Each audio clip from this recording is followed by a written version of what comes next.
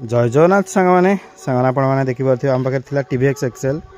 तो आज डेलीवरी हो तो भाई आ मौसा आसते कौटू पचार मौसा कौटू आसते दशपल्लू आसते गाड़ी ठीक ठाक लगे आपन को आ भल लगे तो आपड़ कौन कम करती बेपार नौ तो यहाँ देखुए एक्सएल 100 हेवी ड्यूटी आइटो स्टार्ट रे थिला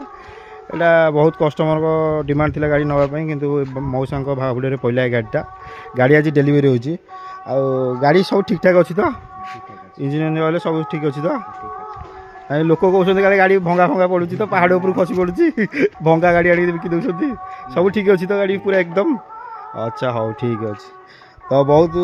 भल आज गाड़ीटा आम डेलीवरी होची सब बेले तो वीडियो करी होनी आप जानते सब डेलीवरी वीडियो करी होनी मना कर दौरान भाई मैंने बहुत मैंने सेमती खाली वीडियो गाड़ी फोटो उठे नहीं जाऊँगी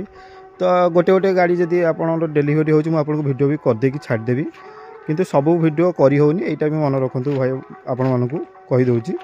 तो आज ये गाड़ीटा डेलीवरी है तो भाई को अनेक अनेक शुभेच्छा मौसा को अनेक अनेक शुभेच्छा देवा तांको जीवन टी सुखमय गाड़ी नहीं एति कही रहा जय जगन्नाथ।